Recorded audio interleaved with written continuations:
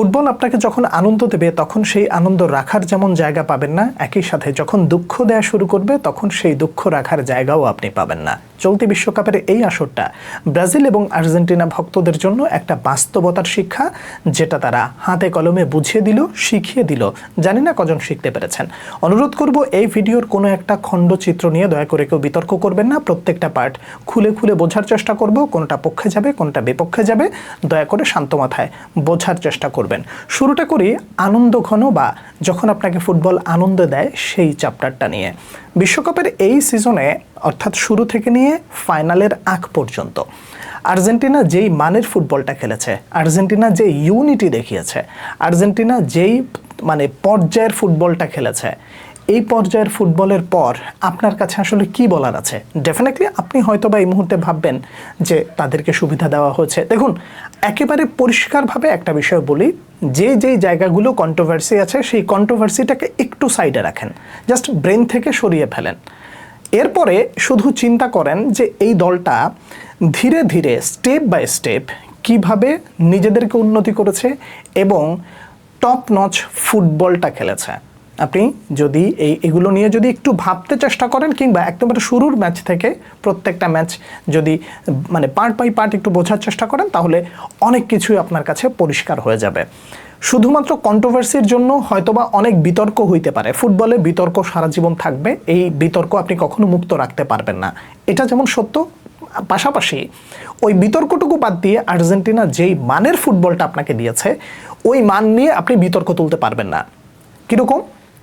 যখন আর্জেন্টিনা এক গোলে পিছিয়ে থাকে তখন তাদের ভেতরে হেরে গেছি, ওই মানসিকতাটা আপনি এই সিজনে পান নাই।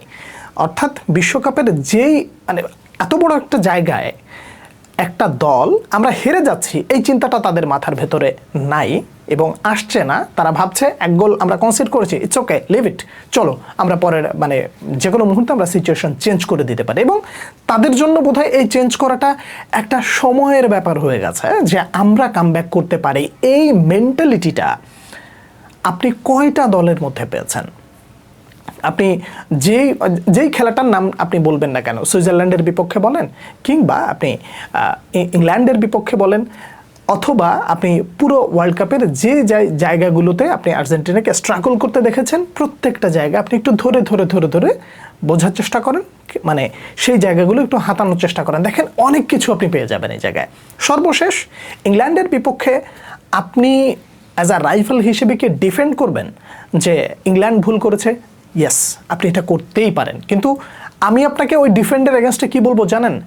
এটাই আপনার ভুল যে আপনি কেন ভুল করলেন। অর্থাৎ টুখেল যে ভুলটা করেছে, একটা গোল দেওয়ার পরে তার হাতে অপশন থাকার পরেও তিনি সরাসরি হার্ম বলে চলে গেছেন এবং ডিফেন্ড করার চেষ্টা করেছেন। কিন্তু এই পর্যায়ের ফুটবলে এসে আপনি কিভাবে ডিফেন্ড করবেন? এই ওয়ার্ল্ড কাপের প্রত্যেকটা ম্যাচে আর্জেন্টিনা তাদের এক প্রকার ঘরের মাঠে খেলেছে, তার কারণ দর্শকদের উপস্থিতিটা ওই পর্যায়ে ছিল। তারা যেইভাবে চ্যান্ট করেছে, তারা যেইভাবে চিয়ার আপ করেছে, এটা তো আনবিলিভেবল একটা ব্যাপার। তো এই অবিশ্বাস্য জায়গাটাকে আরও অবিশ্বাস্য করার জন্য যা করা দরকার লিওনেল মেসি করেছেন, এনজো ফার্নান্দেজ করেছেন, ম্যাক অ্যালিস্টার করেছেন, লাউতারো মার্টিনেজ করেছেন, তারপরে হুলিয়ান আলভারেজ করেছেন। কোন জায়গাটায় গ্রুপ পর্ব থেকে নিয়ে পরের রাউন্ডে আসার আগ পর্যন্ত একটা বিষয় ছিল যে শুধুমাত্র লিওনেল মেসি ছাড়া এই আর্জেন্টিনা অচল, কিন্তু আস্তে আস্তে ধীরে ধীরে সেই জায়গাটা কিভাবে রিক্যাপ করেছে এই দলটা, আপনি কি বুঝতে পারছেন? তার তারা তাদের ভেতরে যা আছে সব একবারে স্প্রেড করে নাই, তাদের ভেতরে যেটা আছে সেটা ধীরে ধীরে ধীরে ধীরে প্রকাশ করেছে। যখন প্রয়োজন ছিল ম্যাক অ্যালিস্টার গোল করেছে, যখন প্রয়োজন ছিল হুলিয়ান আলভারেজ গোল করেছে, যখন প্রয়োজন ছিল এনজো ফার্নান্দেজ করেছে, যখন প্রয়োজন ছিল লাউতারো মার্টিনেজ করে রাইট নাও এখন এই মুহূর্তে ফাইনালে চলে গেছে। এখন আপনি হয়তো বা ভাবতে পারেন যে ফাইনালে স্পেন দেখিয়ে দেবে, সেটা আপনি ভাবেন, সেটা আপনার ভাবার ব্যক্তিগত স্বাধীনতা আছে। কিন্তু যে স্ট্যান্ডার্ড ফুটবলটা আমরা হেরে যাইনি, ঘড়ির কাঁটা যতক্ষণ চলমান আছে, রেফারি শেষ বাঁশি দেয় নাই, তার আপনি এখনও টিকে আছেন এবং ওই টিকে থাকার মানসিকতা দিয়ে কিভাবে ম্যাচ জেতা যায়, কিভাবে হাল না ছাড়া যায়, কিভাবে নিজেদের শিরোপাটাকে ডিফেন্ড করতে হয়, এই জেনারেশন আর্জেন্টিনার খেলা দেখে, এই জেনারেশন কাদেরকে মিন করছে? যারা এই সময়ে এসে এখনও আর্জেন্টিনার লয়াল ফ্যান হিসেবে আছে বা আর্জেন্টিনাকে মানে ফলো করছে, আর্জেন্টিনাকে সমর্থন করছে, তাদের কথা বলছি। যে তারা অনেক খুশি এই মুহূর্তে যেটা আর্জেন্টিনা তাদেরকে দিয়েছে।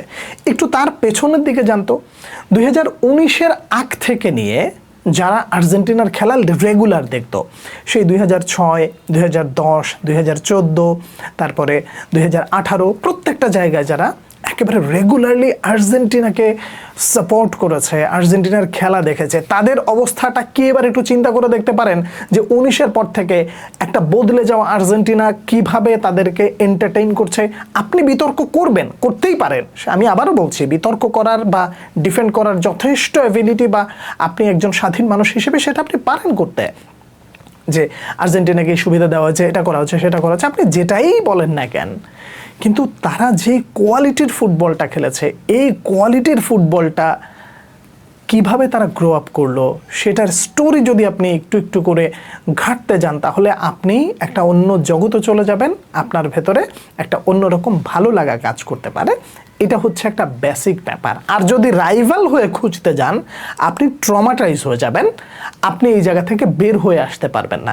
আপনার ভেতরে এই মুহূর্তে রাগ আছে কি জানেন, অ্যাজ আ রাইভাল হিসেবে টুকেল এই ধরনের ভুল কেন করলো, কিন্তু আপনি কি চিন্তা করে দেখছেন টুকেলের ওই জায়গায় আপনার দলটা থাকলে কি হতো?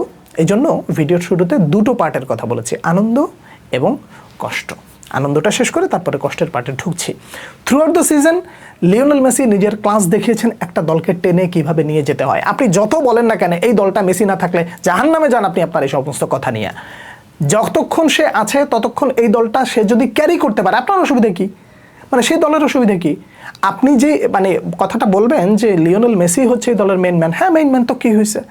বিষয়টা হলো যে আপনি ডিফেন্ড করার জন্য যাই কিছু বলেন না কেন, আপনি বিতর্কটুকু জাস্ট সাইডে রেখে আপনি আর্জেন্টিনা যেই মানের ফুটবলটা খেলেছে, বিশেষ করে ইংল্যান্ডের বিপক্ষে, ও মাই গডনেস, এইটা আসলে অ্যাবসলিউট ফুটবলটাকেই আসলে আপনি জয় করতে দেখেছেন। এবং ফুটবলটা এখানেই জিতে যায়, প্রতিপক্ষ ভুল করে এবং সেই ভুলের মাসুলটা তাদেরকে একেবারে খাওয়ায় দিয়ে তারপরে ফাইনালের টিকিটটা নিশ্চিত করা হয়ে যায়।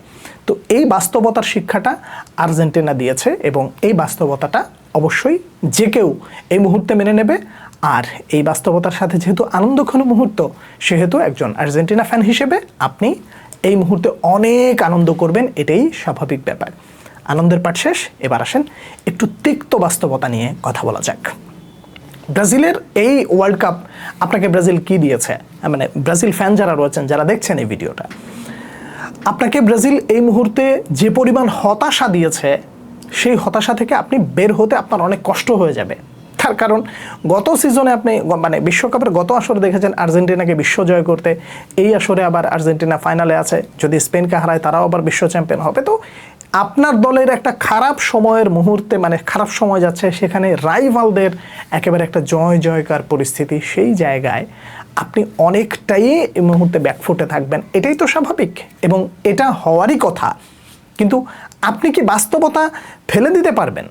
রাইভালের সাথে একটু তুলনা করেই বলি যে স্ট্যান্ডার্ডেড ফুটবলটা আর্জেন্টিনা খেলেছে, আপনার দল আগামী 5 বছরের মধ্যে এই ধরনের স্ট্যান্ডার্ডেড ফুটবলটা খেলতে পারবে কিনা, এই প্রশ্নটা আপনার কাছে করি। আমার কাছে করলে আমি এটা নিয়ে বিস্তর আলোচনা করব, সেটার জন্য আলাদা সময় আছে, সেটা সেই সময় করব। কিন্তু এখন আপনাকে যদি প্রশ্ন করি যে আপনার দলকে আসলেই সেটা করতে পেরেছে, বা আগামী 5 বছরের মধ্যে এই ধরনের এই স্ট্যান্ডার্ডের ফুটবলটা দেখাতে পারবে কি, অনেক কষ্ট। এই প্রশ্নের উত্তরটা দিতে আপনার এই মুহূর্তে অনেকটাই বেগ পেতে হবে। তার কারণ প্রত্যেকটা পজিশনে ব্রাজিল এই মুহূর্তে স্টার্টার যদি থেকে থাকে তাহলে তার পর্যাপ্ত ব্যাকআপ নাই। আর একটা ব্যাকআপ তৈরি হতে কতদিন সময় লাগে সেটা তো জানেন নিশ্চয়ই।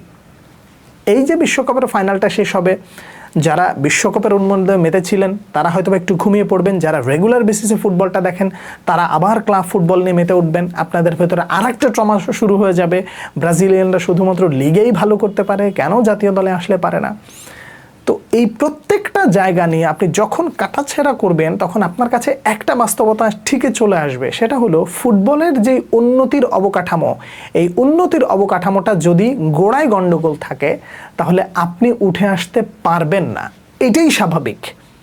আপনি চিন্তা করে দেখেন কার্লো আনচেলত্তি যখন দলটার দায়িত্ব নিয়েছেন সেই সময় তিনি এসে কি অবস্থায় দায়িত্ব নিয়েছিলেন এবং তিনি চেষ্টা করছেন রিকভারি করার। সিবিএফের এই মুহূর্তে পরিকল্পনা কি, আগামী 2028-এ যে কোপা আমেরিকাটা হবে সেটাও তো খুব সম্ভবত, আমি যদি ভুল না করি, ইউএসের মানে এই কন্ডিশনে হইতে পারে, মানে আমি শিওর না, তো যে কন্ডিশনে হোক না কেন সিবিএফের এই মুহূর্তে পরিকল্পনা ব্রাজিল যেন কোপা আমেরিকা ভালো করে, তারপরে হচ্ছে বিশ্বকাপের আসর।